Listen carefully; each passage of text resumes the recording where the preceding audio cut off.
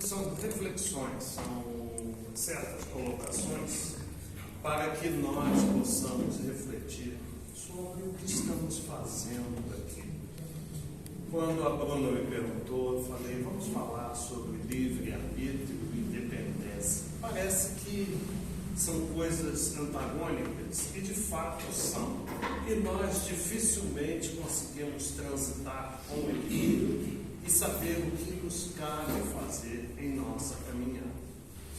Nós fomos todos criados em algum momento e Deus concedeu-nos, após as fases iniciais de evolução, até chegarmos ao despertar do princípio inteligente da consciência, Ele nos concedeu aquilo que marca-nos, que identifica-nos como seres humanos. É a capacidade de pensar.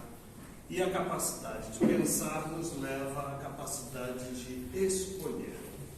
E com o tempo nós fomos aprendendo através das escolhas, das decisões que nós teríamos que tomar necessariamente para que não nos tornássemos simplesmente automatizados pelos princípios divinos, como robôs. Nós não fazemos escolhas, Deus escolhe tudo, então também não somos responsáveis pelas consequências. E aí nunca erraríamos se Deus estivesse sempre escolhendo por nós. Só que Deus não quer seres dependentes.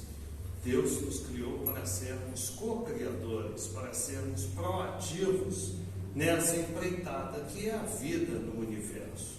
Temporariamente estamos matriculados aqui nessa escola hospital para crescermos, aprendermos, às vezes, através de duras provas, frutos de nossas escolhas. Mas como pode ser Deus tão bom se Ele, nos dando o direito da escolha, nos permite errar? O processo didático, pedagógico das escolhas é justamente o que nos acrescenta valor. Nós aprendemos mais com as más escolhas do que com as boas escolhas. Por quê? Porque as más escolhas nos trazem resultados que nos mostram o que é a vida em si, o que nossas ações, pensamentos e sentimentos podem provocar no entorno. E com isso, nós começamos a nos socializarmos. Há uma tendência natural da criança, por exemplo, quando ela chega sendo o centro da atenção da família, ela se achar poderosa, posso fazer tudo. E ela já começa a fazer pequenas escolhas sem saber o que está fazendo. E ela recebe o não, ela recebe a reprimenda. E ali ela começa a aprender.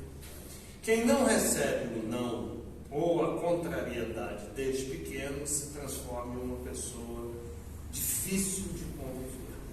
Então, os erros, eles são imprescindíveis na nossa caminhada. Nós vamos sempre caminhar entre erros e acertos. Eu costumo dizer, por exemplo, um time de futebol entra no campo e ganha uma partida, eles saem para comemorar. Ninguém vai ficar pensando em todos os detalhes do porquê ganhou. Mas quando perde, nós vamos nos reunir para descobrirmos onde foi que nós erramos. E ali cresce o aprendizado, ali cresce a opção de uma escolha melhor para frente. E a vida faz muito com isso. E conosco ocorre o problema de nós, por diversas vidas e diversas experiências, por termos reincidido em muitas escolhas equivocadas, nós não gostamos de fazer escolhas. Essa é a verdade. Nós temos dificuldades em fazer escolhas. E aí as religiões contribuíram muito com isso, puxando para os santos, para os guias, para Deus, para Jesus, para os outros, aquilo que eles acham que nós devemos fazer. E com isso nós não saímos de uma infância espiritual. Nosso comportamento como adultos muitas vezes reflete mais um estado psicológico infantil, da criança que depende de que seus pais digam: isso pode, isso não pode, faça isso, não faça aquilo. Nós crescemos em volume, em altura, e conhecimento, mas não compreendemos que cabe a nós a decisão em tudo. Não se pode transferir. Quando somos pequenos, não sabemos nada, os pais orientam. Hoje, continuamos sem saber nada. Então, nós vamos à igreja, nós vamos ao terreiro de Umbanda, nós vamos ao centro espírita, nós queremos que alguém diga-nos o que fazer. Por que isso? É um mecanismo de defesa do ego. Se eu faço uma escolha e erro, eu me culpo, a responsabilidade foi minha. Eu tenho dificuldades em aceitar aquele erro como aprendizado, ressignificar aquilo e partir para frente, porque as religiões também introjetaram em nós o pecado, a culpa, uma série de erros. Então nós não gostamos de errar. Então queremos sempre transferir essas decisões para aqueles que possam decidir. Porque se der errado, o que eu digo? Foi ele ou foi ela que escolheu, não fui eu. A culpa não é minha. Isso é um mecanismo de defesa. Só que isso não ajuda em nada. Porque nós continuamos sem aprender e sem escolher. Todos os dias de manhã, quando a gente acorda, nós já começamos fazendo escolhas. Levanto ou não levanto da cama? Vou trabalhar ou invento alguma desculpa e continuo dormindo? Aí, nós, por imposição da necessidade, vamos nos levantar, vamos trabalhar. Mas antes, o que eu vou comer? Estamos sempre escolhendo, eu como queijo, ou como nada, ou como isso. Saímos para a rua, vou de quê? Vou de ônibus, metrô, vou de carro. O dia a dia, todo nós fazemos escolhas pequenas, insignificantes do ponto de vista de crescimento espiritual. Mas a vida nos empurra para decisões mais sérias. Por exemplo, eu devo estudar bastante ou não? Ali nós começamos a traçar o que nós vamos chamar depois de destino. O destino nada mais é do que o somatório de todas as nossas escolhas importantes que nos conduzem numa direção. E aí, muitas vezes falta-nos a maturidade na escolha. Por isso, os pais nos obrigam a estudar, com a intenção de que nós possamos, com o tempo, compreender a necessidade do aprendizado, que aquilo tem valor em nossas vidas. Alguns compreendem, muitos não. E aí chega um ponto da vida que nós temos que decidir o que eu vou fazer profissionalmente na minha vida. Eu continuo estudando ou eu vou trabalhar? Eu vou fazer a faculdade disso ou daquilo. Sempre estamos diante de escolhas mais sérias que têm reflexos a posteriori. E aí, muitas vezes, nós não estamos preparados. Falta-nos a base para fazer isso. O que eu gosto de fazer? Qual é a minha essência? Eu quero fazer medicina, engenharia, administração, não quero fazer nada. Eu gosto de trabalhar como isso ou como aquilo. Nós sempre temos essa dificuldade. E muitas vezes, quem escolhe são os outros. Ou são os pais, ou a namorada, ou o amigo. Alguém escolhe por nós. Vai fazer isso? Eu acho que é legal. Só que ali tomou-se uma decisão importante. Entra-se num curso universitário e muitas vezes nós somos infelizes. Porque não é aquilo que nós queremos para nós. Porque nós não sabemos o que de fato nós queremos para nós. Já tivemos muitas vidas, mas não nos lembramos daquilo que já fomos, daquilo que nos atrai, porque não estamos atentos aos diversos sinais e gatilhos que a vida nos dá para chamar a atenção. Alguns despertam essa questão vocacional cedo. A gente vê aquilo desde pequenininho, ele segue aquele trajeto. Eu, por exemplo, eu queria ser bombeiro. Eu desde pequeno adorava aqueles caminhões maravilhosos, eu queria combater o fogo. Certamente eu devo ter tocado fogo em muita coisa no passado. E dessa vez eu trouxe esse negócio, eu vou combater. Era o meu sonho de criança. O tempo foi passando, a gente vai amadurecendo, vai percebendo outras coisas e fiz outras escolhas. E deixei para a próxima vida ser bombeiro.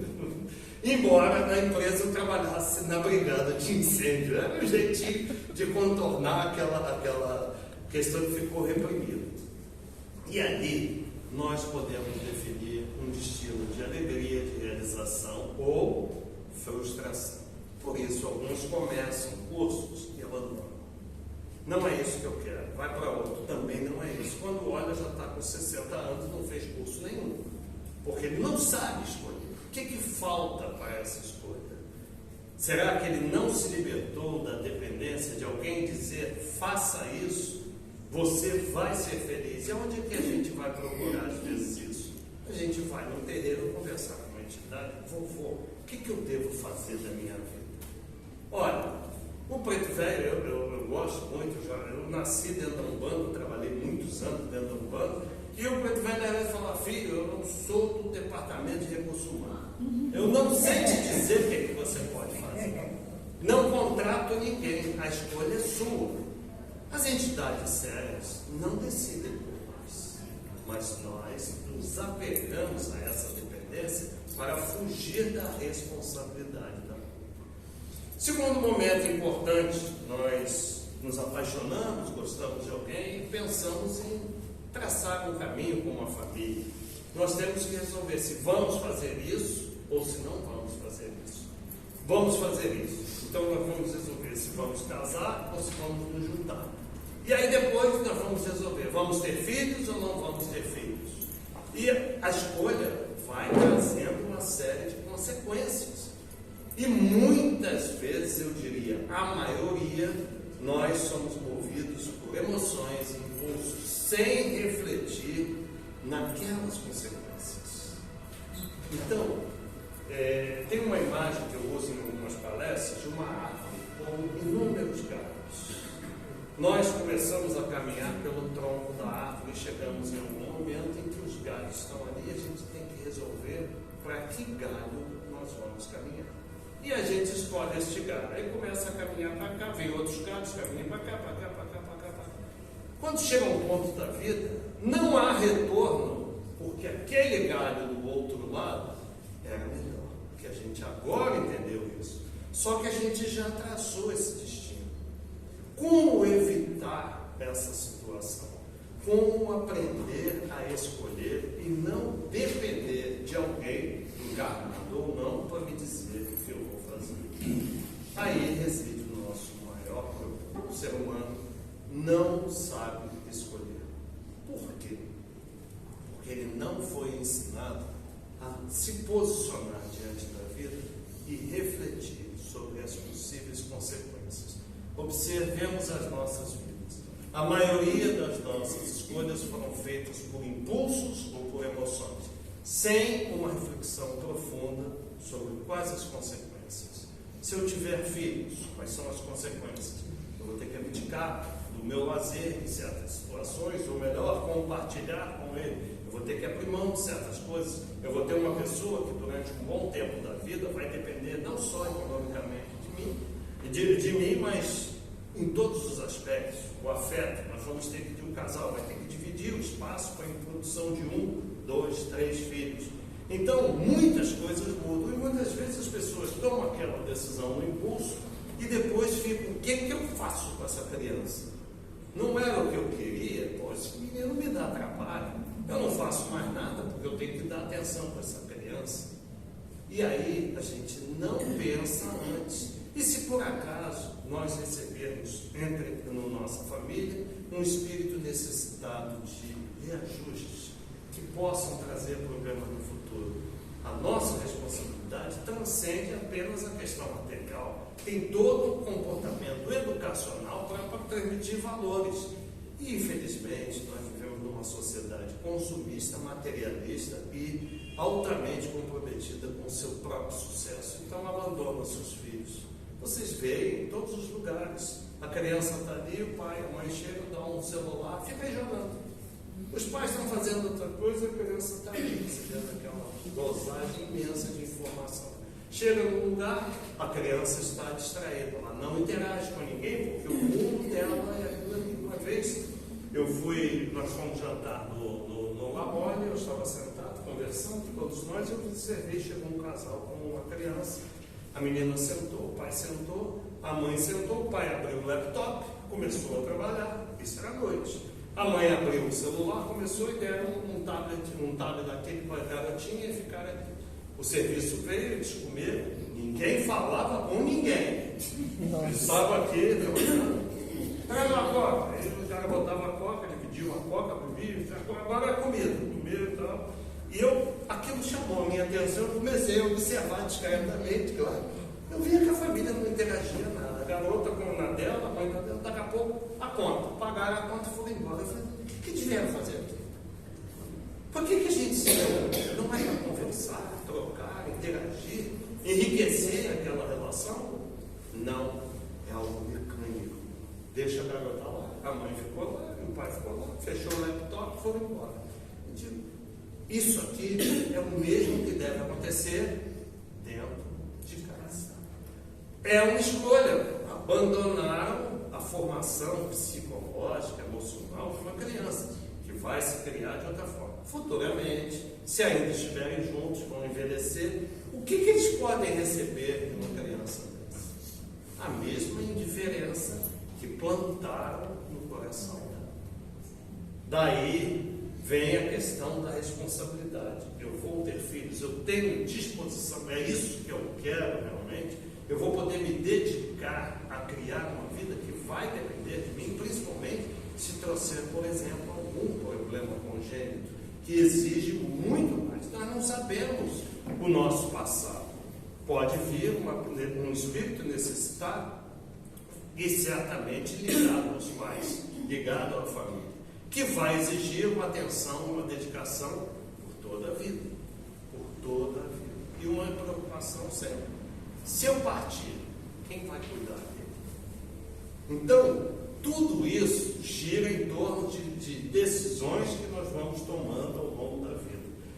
Hoje em dia as pessoas se juntam ou casam, daqui a pouco tem filhos ou não, e se separam, junta com outros, e a gente tem a casa albergue. A casa albergue é a casa onde as pessoas se reúnem lá, não necessariamente da mesma família, pai de um, filho do outro, uma outra mãe com um outro pai, sem qualquer crítica que eu estou relatando na nossa sociedade.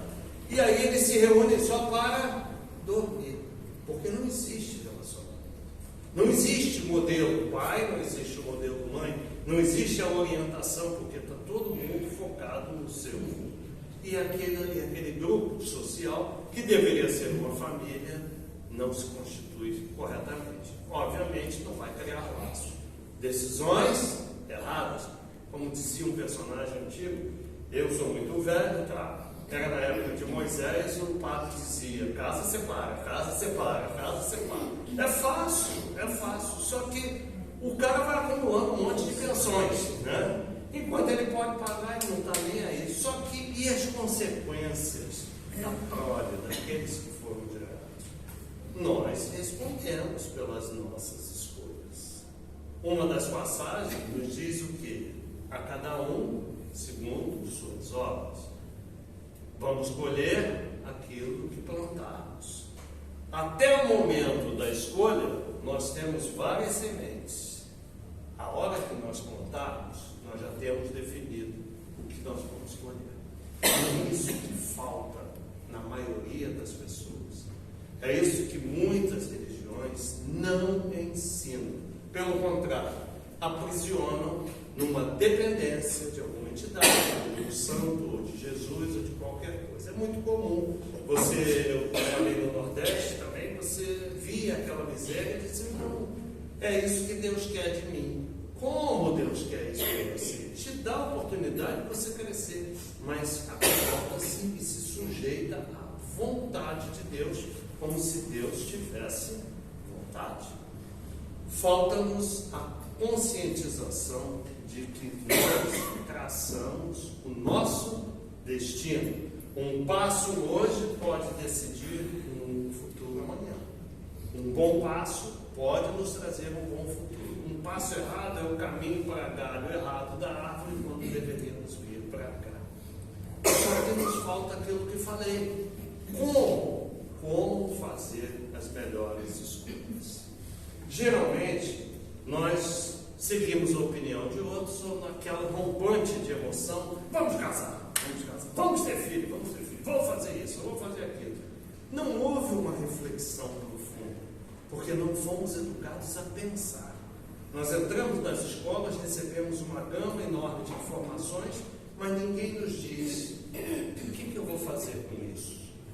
Ninguém, os nossos alunos não sabem o que fazer com o conhecimento. Eles não aprendem, eles só têm memória. Ele recebe aquela informação, ele faz uma prova, tira 10, ele tem boa memória.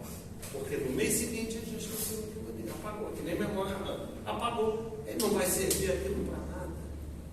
Não vai servir para nada. Por quê? Não foi dada a ele a importância daquele conteúdo. Isso aqui é importante por causa disso. Isso aqui é importante para que você tome decisões na sua vida. Isso não é dito. Os pais estão muito ocupados hoje em dia com sua vida profissional. Preciso ganhar dinheiro. Realmente todos nós temos que sustentar a família de certa forma. Mas até onde? Qual é o limite? É o ego que está dominando pela posição que está assumindo? Muitas vezes sacrifica-se a família para se dedicar exclusivamente ao trabalho, não para o sustento da família, mas para a satisfação pessoal. Eu sou o gerente, eu sou o diretor, eu sou isso, eu sou aquilo. São escolhas. Ele vai escolher a carreira que vai acabar quando ele envelhecer, aposentar ou for descartado. E a família? Cadê a família? Quem vai estar do lado na hora da decisão? Quando nós estamos mais novos e sentimos aquele gosto do poder, sentimos aquela vitalidade, nós esquecemos que vamos envelhecer, que não vamos ter as mesmas firmezas na perna, que vão ter problemas de saúde, que podemos nos tornar, sim, dependentes dos cuidados dos outros. E o que a gente plantou para poder colher isso? O dinheiro pode comprar a saúde? Não. Ele pode comprar um tratamento para te dar alguma condição de vida, mas não vai te curar, não vai te acalentar, não vai estar ao teu lado na hora mais importante. Porque o dinheiro, ele também acaba e ele não compra o amor. Então essa escolha é muito importante. Qual é o limite que nós temos que ter em cada decisão? Na hora de parar e pensar, bom, se eu fizer isso, as consequências poderão ser essas. Se for isso. Não tem como saber a priori, eu vou fazer essa porque essa me pareceu a mais bonitinha ou porque a entidade falou que eu tenho que seguir essa aqui. Não, tem que se pensar, porque a responsabilidade é nossa. Nós normalmente estamos emocionalmente abalados. Vou terminar a relação. Eu não aguento mais ela ou ela não aguento mais ele. O que foi rompido ali? Qual foi o laço que ficou de mágoa que os une? Que isso vai se arrastar para as vidas futuras. As coisas não se dissipam fácil. Esse é um outro problema. A maioria da humanidade sequer imagina que depois da morte não vai para o céu de beatitude, não vai conversar com Jesus, não vai conversar com o chifrudo lá embaixo também, vai ficar por aqui e quando pegar o roldão de novo, volta, cai aqui de novo com as mesmas pessoas e não lembra de nada. Nós não podemos pensar só com o foco na visão desta vida, porque nós, espiritualistas, espíritas, nós sabemos que a vida não acaba com a morte, que nós levamos tudo o que nós aprendemos ou não e que vamos, talvez, repetir as mesmas experiências, porque não fomos aprovados. Aí, por que Deus faz isso? Ele não dá condição. Deus dá a escola, dá os professores, dá tudo para que nós aprendamos, mas a escolha é nossa. Muitas vezes não ouvimos os pais, não ouvimos os professores, não ouvimos a família, não para que decidam, mas para que nos aconselhem, nos orientem. Quando nossos filhos chegam em casa, ou a nossa filha, pai, estou diante dessa situação, tudo bem, vamos sentar e avaliar. O que acontece se você... Não, se eu fizer isso, bom, agora você já tem um espectro. Escolhe. Eu não posso fazer escolha por isso. O que eu posso, com a experiência de vida, é dizer, olha, eu acho que isso aqui, se você tomar esse caminho, pode não ser legal, pode encontrar isso, mas também pode acontecer aquilo. Nós só podemos falar em possibilidades. Não, este caminho é péssimo, não faça esse. Digo para você, porque agora a liberdade é escolha tua, se quiser seguir, siga. E muitas vezes, vocês sabem, a gente, embora veja que a pessoa está caminhando por uma situação difícil, mas não aceita uma opinião, a gente tem que calar, esperar aquele fruto amadurecer e cair, para que a pessoa aprenda. Nós não podemos cercear o aprendizado das más escolhas. Nós podemos tentar ajudar, mas se eles não passarem por determinadas experiências, e se eles não se libertarem da dependência, eles nunca vão aprender. Eles vão estar sempre envolvidos numa cúpula, protegidos como bebezinhos, como éramos quando crianças. Por isso que eu digo que o perfil infantil ainda domina a maioria dos nossos seres encarnados e desencarnados, porque a morte também não transforma nada, né? A gente só tira a roupa carnal e continua o mesmo do outro lado. E o pior, com o remorso, o arrependimento pelas infelizes escolhas, porque aí nós vamos ter tempo de pensar e dizer, puxa vida, tantos tentaram mostrar certas coisas e eu não fui capaz de ver. Geralmente quem se apaixona vira cego. Não vai ver os sinais que a vida dá, que a outra pessoa dá, porque é o que eu falei, movido pela emoção, sem um raciocínio, sem uma previsão das possibilidades, a gente embarca naquele barco e depois, quando olha, caramba, onde é que eu estou? Estou perdido no meio do oceano, não tenho uma bússola, não sei onde. É noite, eu não tenho estrela, está tudo nublado, o que eu faço? Deveríamos ter pensado antes. E o que fazer então para nós podermos tentar acertar mais, mas com a consciência de que o erro é sempre uma possibilidade maior, a maioria das vezes.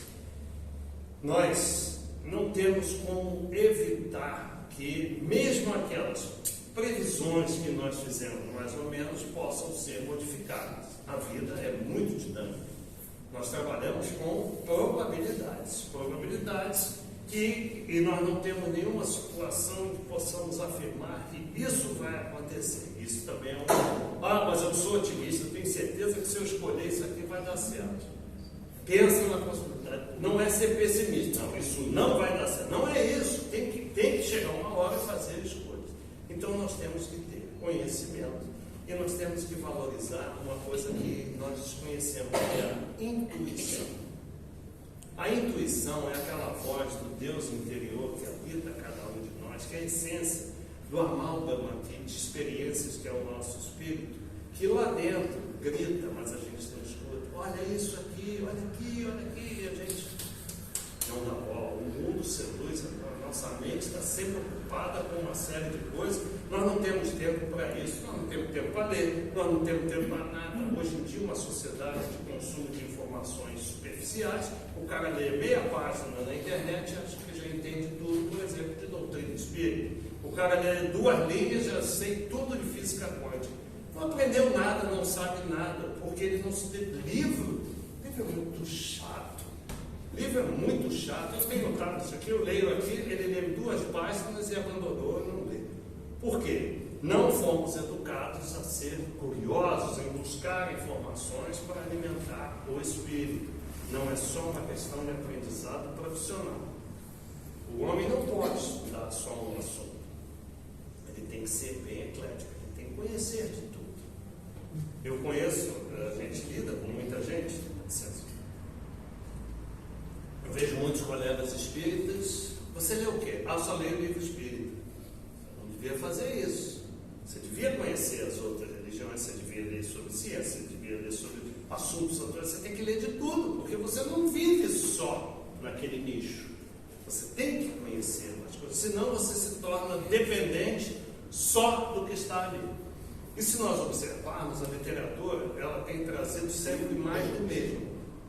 Mudam as palavras, mas não traz nenhum aprendizado. E aí, quando falam alguma coisa dos irmãos que seguem outra linha, não, esse pessoal não vai para o céu. Esse pessoal não sabe nada. Como? Não é assim. São todos filhos de Deus, todos os caminhos levam a Roma. Nós temos que saber o seguinte: eu me adaptei a esse caminho, mas o cara seguiu outro, ele não está necessariamente errado. Então, quando a gente exclui os outros, nós estamos excluindo experiências nossas. Nós tomamos uma decisão errada que não acrescenta nada. E futuramente, quando a gente reencarna, olha nós, lá dentro do núcleo deles, sem lembrar de nada. A gente caiu lá dentro daquela família que seguia aquela religião que a gente não gostava. Por quê? Falta de conhecimento. Então, o primeiro passo para nós podermos tomar decisões melhores é conhecimento. Que o conhecimento se adquire pela experiência com a família, pela experiência com a vida, pelo estudo e principalmente pelo raciocínio. Aquilo que eu falei, o que eu faço com essa informação? Ela é relevante, ela é importante, para que com conhecimento nós possamos ter uma capacidade de escolha. Segundo é parar para acalmar a mente. Eu gosto muito das histórias do budismo, do Zen budismo. Eu estudo até mais esses assuntos porque eu me alinho muito com eles. E tem uma passagem do Siddhartha Gautama, o Senhor Buda, em que ele já estava bem idoso. Ele estava caminhando com alguns de seus discípulos, e dentre eles existia um discípulo que era muito querido dele, que era Ananda. E aí, eles caminhando, um dia quente, ele se sentou embaixo de uma árvore e pediu a Ananda: Ananda, por favor, eu estou velho, estou cansado, estou com muita sede. Nós passamos a uma distância atrás, um pouquinho longe, por um rio. Pega a minha tigela e pode me trazer água? O Ananda, claro, Senhor, pegou a tigela e foi embora. Quando a Ananda chegou no rio, depois de caminhar, chegou lá, o rio estava imundo. Tinha passado um carro de boi, uma manada ali, a lama subiu do fundo, as folhas estavam lá, e o Ananda: como é que eu vou pegar água para o mestre aqui? Pegou a tigela e voltou. Chegou lá, o Buda com sede, e ele: mestre, eu não pude pegar a água estava imunda, eu vou para o outro lado, que lá tem um rio limpo. Aí o Buda: não, Ananda, eu insisto que eu quero a água daquele riacho, eu não quero de outro, eu quero aquele. O Ananda deve ter ficado muito invocado, né? O Ananda pegou: mas Senhor, não discuta, Ananda, eu quero a água dele. Se você chegar lá e o rio estiver sujo, senta na borda e fica observando até o rio limpar. O Ananda pegou a tigela e foi embora. Chegou lá, quando viu a água já estava um pouco mais clara, estava ficando legal, ele sentou e começou a observar o rio. Daqui a pouco aquela lama toda desceu, as folhas foram embora e a água ficou cristalina.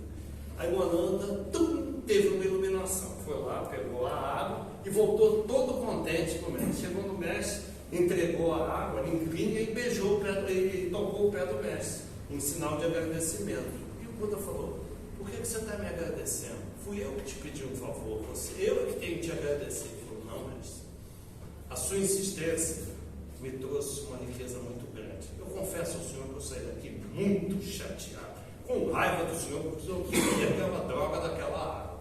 Mas, sentando lá, eu vi que o senhor me trouxe uma importante lição. E é por isso que eu estou agradecendo. Muitas vezes na nossa vida, assim como o rio está no mundo, está a nossa mente. E se a gente entrar no rio imundo tentando fazer alguma coisa, nós vamos fazer com que ele se torne mais sujo, porque vai subir tudo de novo.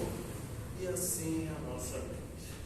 Quando a gente está envolvido em turbilhões de pensamentos e problemas, eu aprendi, Senhor, que eu tenho que sentar do lado da minha mente e observar, esperando que ela se acalme, para que eu possa tomar as decisões corretas. Este é outro ensinamento importante. Nós não acalmamos a mente para fazer as importantes escolhas. Nós somos movidos pelo impulso. Nós tomamos decisões sem pensar. Nós não paramos a mente e fica ficar observando que isso vai trazer uma calma. Óbvio que a gente pode pedir aos guias e amigos espirituais, por favor, me ajuda a acalmar a minha mente para que eu veja com mais clareza. Não adianta dizer assim, diga o que eu tenho que fazer, que ninguém vai falar. Mas pedir para ajudar as vibrações, para que a gente possa se acalmar, esse é importante. Isso muda muito a nossa vida. Ah, Carlos, eu não tenho tempo para isso. Vou ficar parado, escutando a minha mente, esperando. É a solução. Nós nos tornamos escravos de respostas rápidas num tempo exíguo. A gente vive como se nunca fosse morrer e morre sem ter vivido, porque ficou andando atrás dos ponteiros do relógio. Veja quantas atividades a gente se enche durante o dia e depois diz que não tem tempo para nada. Pudera, a escolha de fazer várias coisas, muitas coisas, nos sufoca. E aí gera ansiedade. A ansiedade traz problemas de saúde. Aí a gente tem que parar o que está fazendo para ir ao médico para buscar remédio, gasta o dinheiro que ganhou para comprar remédio para tentar recuperar a saúde. Aí se melhora, volta a ficar ansioso. É uma roda sem fim. Nós não saímos disso. E aí, quando a gente para e pensa, o que eu fiz da minha vida? Se tivéssemos que fazer agora um inventário, o amigo, o guia espiritual chega assim, você está indo embora amanhã. Nossa. Começa a escrever tudo aí. A gente não sabe nem o que anotar, porque nós não soubemos escolher, nós ficamos perdidos. Uma coisa que eu digo o seguinte, se uma entidade chegasse assim, Carlos, você tem 1 ano de vida, o que você vai fazer? Garanto que cada escolha seria extremamente importante. Nós temos que parar para pensar o que é melhor. Talvez nem saíssemos do lugar, porque as opções são tantas, acaba não escolhendo nada, né? Mas aí quando você está lá, já pensando em chegar, Carlos, houve uma mudança lá em cima, só 6 meses. Pô, mas peraí, Tiago, 6 meses, eu nem consegui reescrever tudo.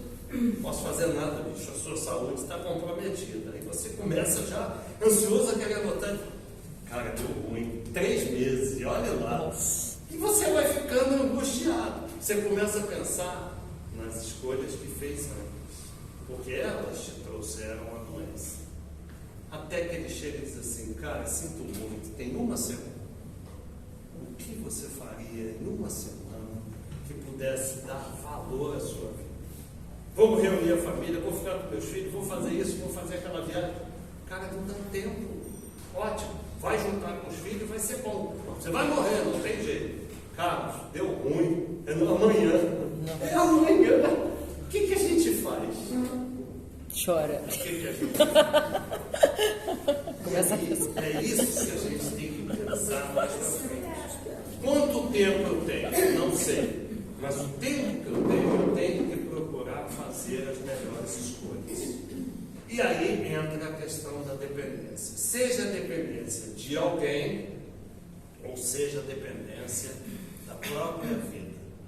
Certas escolhas nos amarram, não é verdade? Criam âncoras que você não tem. É aquela questão do galho. Você foi para esse lado da árvore e negligenciou esse lado, não parou para pensar o que poderia ser melhor.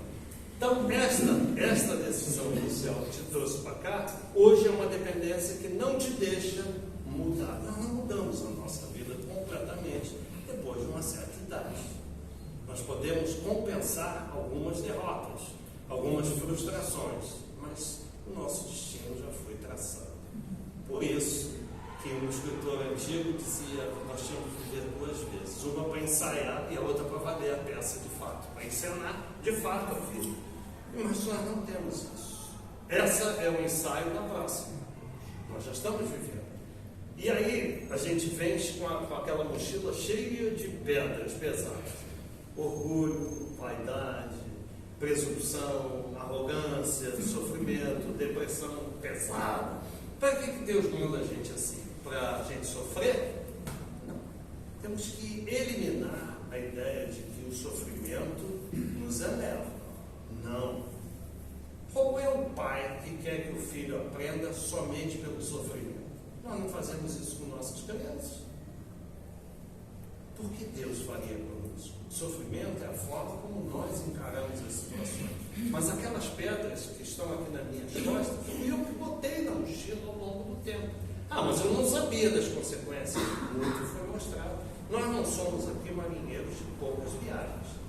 Nós já temos milhares de anos em diversas centenas, talvez milhares de vidas.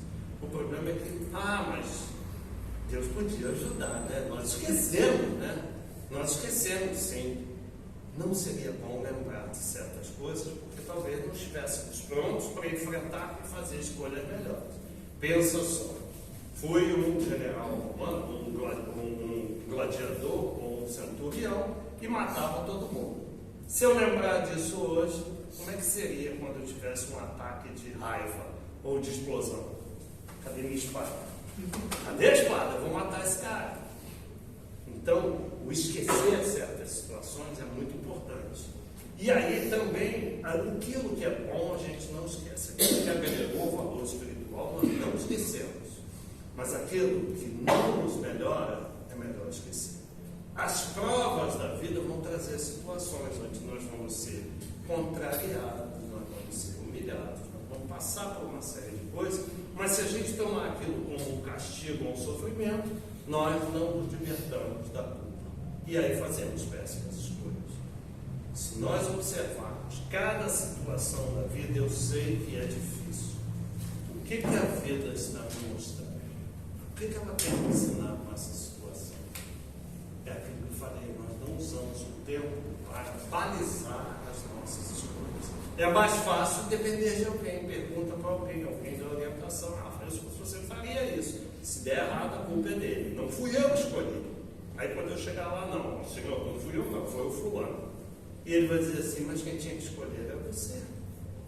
Você escolheu. Você escolheu abdicar do seu livre-arbítrio para tomar a escolha dele. Você fez a escolha. Não escolher já é uma escolha. Você escolheu não agir. E se você deixou de agir, aquilo trouxe consequências, ou seja, não tem como fugir. Se não tem como fugir do tatame, é melhor observar o adversário para você ganhar dele. E não pode entrar já achando que vai ser derrotado, já perdeu. Tem que entrar confiante. Eu vou superar essa etapa, eu vou superar essa etapa. Quais os pais passam isso para seus filhos? Sinceramente, a gente observa uma sociedade que vive alienada. O pai, às vezes, o pai, mãe, os responsáveis não estão nem aí. As escolas perderam aquela influência do professor. O professor, antigamente, era uma referência. Hoje em dia, não é nem respeitado. Não é respeitado. Então, tudo aquilo que poderia criar, introjetar valores espirituais, morais, éticos nas pessoas, está sendo destruído. E são espíritos que trazem problemas que estão reencarnando. E falta-lhes o auxílio. O que nós podemos esperar? As escolhas trágicas. Vão sofrer, vão ficar presos na roda de samsara e não vão conseguir se libertar disso. Isso traz traumas, mágoas que se repetem em outras vidas. Mas Deus queria isso? Não. Não foi para isso que a gente reencarnou. Foi justamente para enfrentar. Mas nós não vivemos sozinhos. Nós somos presos numa grande teia. Se aquela ideia do efeito borboleta, a nossa escolha aqui reflete nos irmãos que estão fora da matéria ou que estão do outro lado do mundo, porque é o mesmo oceano. É o mesmo oceano. O que um peixe fizer aqui vai jogar no oceano todo. É óbvio que certas ações elas decaem e não chegam, mas outras chegam. Então nós nos mantemos presos nesta teia. E aí vem essa questão também de dependência. Eu hoje não posso mais mudar aquilo que eu fiz de errado. Eu hoje não tenho mais o livre-arbítrio. O livre-arbítrio não é totalmente livre. Nós somos condicionados por fatores limitantes. Eu não posso sair daqui e matar qualquer um. A lei me proíbe. Por sinal, a nossa sociedade ainda precisa de leis porque não é humana. Nós ainda não somos humanos. Platão e Sócrates afirmavam: se uma sociedade precisa de leis para coibir aquele instinto mal das pessoas, esses seres ainda não são plenamente humanos. humanos, na acepção certa da palavra. Se nós precisamos que alguém nos diga não pode fazer isso, nós não temos discernimento. O ideal é que pudéssemos sempre pensar não só em nós, mas naquilo. Eu não vou fazer isso porque isso traz consequências ruins para quem está à minha volta, porque isso traz reflexos que não serão positivos. E tem uma máxima do Evangelho que diz o quê? Não faça ao próximo o que não gostaria que fizessem a ti. Nós não paramos para pensar nisso na hora de tomar certas decisões. Isso é o certo? Não importa se todos dizem que é certo, porque aquele coisa aqui é assim mesmo, não adianta. Não, nós temos que ir além da moral, porque a moral são os costumes, nós temos que ir à ética. Isso é certo? Não, porque isso traz consequências ruins para trás, Só que cadê tempo e discernimento para tais escolhas? Só que não tem como fugir da responsabilidade. E aí voltamos para lá, em vez de termos liberado um monte daquelas pedras na estrada, nós voltamos mais carregados ainda. Trocamos, pegamos uma pedra que era pequena, botamos uma enorme. Aí chega lá combalido, Senhor, eu não aguento mais. Você escolheu. A cada um segundo suas. Isso incomoda a gente, porque tenho certeza que enquanto eu estava falando aqui, além de mim, vocês estavam também pensando em muitas escolhas em suas vidas. E quando a gente vê que escolheu errado, vem a questão da culpa, vem a questão do encontro, e aí o nosso erro busca outras significações para não, mas eu não podia fazer nada, eu só tinha aquela opção. Não, era o melhor que eu tinha naquela época. Por favor, não estou aqui para criar culpas. Então, o que passou, passou. Não se muda o destino olhando para o passado. Muda-se o destino olhando para o passado para aprender onde errou.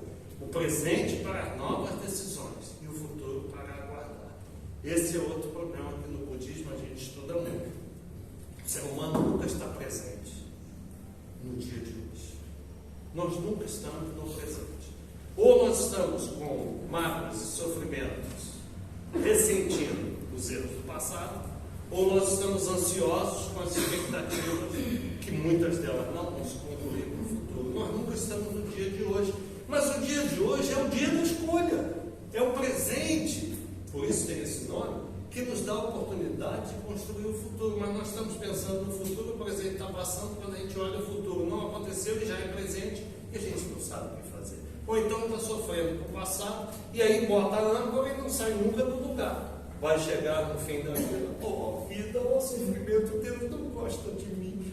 Os amigos espirituais não me ajudaram e se lastimam muito, porque aí vira o vitimismo. Eu sou vítima, eu não pude fazer nada, eu não tive escolhas. Cara, é uma brabeira quando ele chega assim, senta aqui, passa o vídeo da nossa vida. Por que aqui você fez isso? Por que aqui você fez isso? Por que aqui você não escolheu assim? Olha aqui, e todos esses aqui estavam te ajudando. Mas eu não. Meu amigo, sinto muito.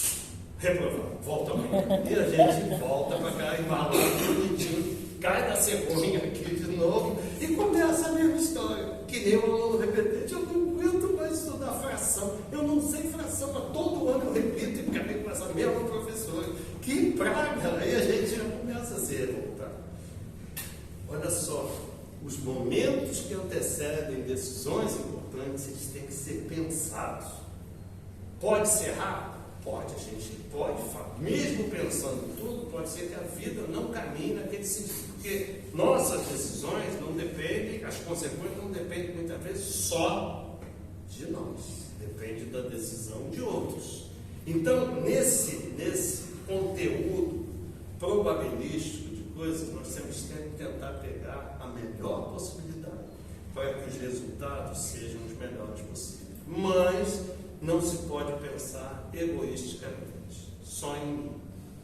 Quando a gente constitui uma família, quando a gente tem uma sociedade, nós somos uma célula de um corpo maior, seja uma família ou seja uma sociedade. Os reflexos de nossas atitudes afetam tudo. Vamos supor, eu exerço um cargo importante como político e eu desvio recursos. Quantos eu estou prejudicando com aquele simples escolha que foi que eu vou me dar bem, com dinheiro aqui, e depois ele não vai entender porque numa outra vida ele colheu certas consequências por uma atitude errada. Um dos passos da senda órfã, das 4 novas verdades do Buda, é justamente o meio de vida correto. Meio de vida correto. Por sinal, o Buda fala do que eu estou falando aqui, quer dizer, eu falo do que ele falou na senda órfã. A visão correta, o pensamento correto, a concentração correta, a atenção correta, o esforço correto, o meio de vida correto, a palavra correta e a ação correta. Se nós fizermos isso, nós estamos livres do sofrimento. Só que a maioria de nós não consegue fazer isso. Por quê? Está oculado por emoções, com uma visão distorcida, ou está sempre envolvido com tantas coisas e não tem tempo para pensar. É uma máquina. Deita, dorme, acorda, levanta, faz isso, faz aquilo, volta, deita. Os dias são uma sucessão de rotinas e a gente não vive nada. Vou viajar. Aí prepara aquela viagem toda, chega lá e não faz nada porque não sabe fazer, só sei trabalhar. Isso aqui está cansativo, você está com saco, eu quero voltar, eu preciso voltar. Senão vão pegar meu lugar, não posso deixar isso e aquilo. Outra situação é aquela, quando acaba aquele êxtase da viagem, vem a frustração e ele começa a pensar em outra viagem, e outra viagem, e outra viagem, numa satisfação do ego. E aí, quando ele chegar lá, Senhor, olha meu passaporte, cheio de carinho, viajei pra caramba, tá bom, e o que você fez? Ah, eu fiquei viajando. Você não fez nada. Você não fez nada por você? Não fez nada pelos outros? Não. Esse é o grande problema. Nós não podemos ser, vou concluir, sermos dependentes dos outros.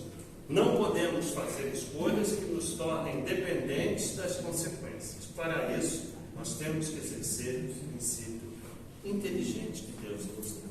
E saber ler os sinais da vida. Saber ler as escolhas que estamos fazendo. Vou encerrar com mais uma história zen budista. Um grande general quis conhecer um grande mestre.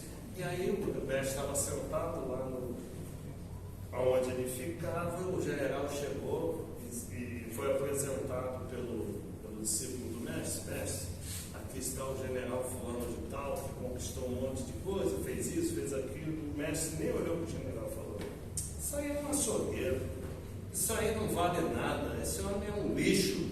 O que o general fez? Na mesma hora desembanhou a espada, porque o general, antes disso, o general, ele perguntou: o que o general quer? Ele disse assim: eu quero saber o que é o céu e o que é o inferno. Agora está correto. Aí ele diz: você é um açougueiro, você não é nada. O general desembanhou a espada e ia partir para cima dele e disse: você acabou de abrir as portas do inferno. Aí o general tomou aquele choque, se tocou, aí guardou a espada, e o mestre falou: agora você abriu as portas do céu. São as nossas escolhas que podem nos trazer harmonia, saúde, felicidade, ou volta amanhã, sofrimento, angústia, decepções, frustrações, até aprender. Vamos ficar eternamente aqui? Não, uma hora a gente vai cansar, né? Olha, meu irmão, a gente quando vai reencarnar diz assim: Carlos, já é a 56ª encarnação que você vai e volta e não muda nada. Porque se tu dá um jeito, cara.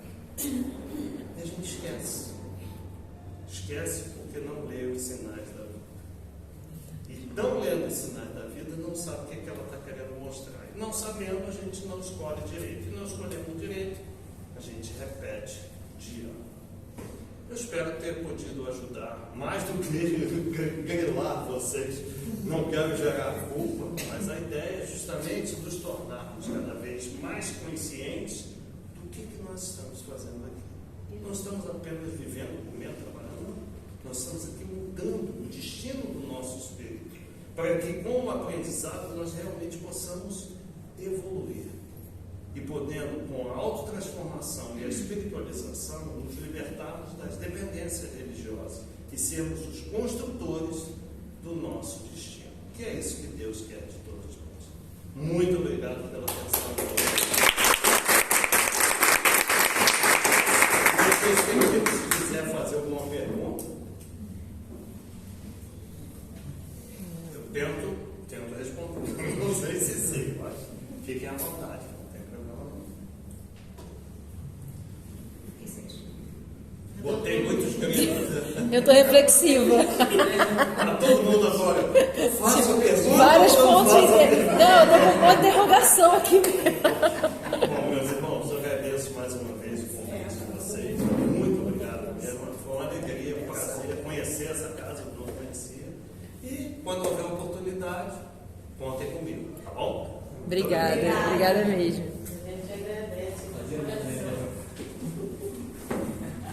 Espero que você retorne.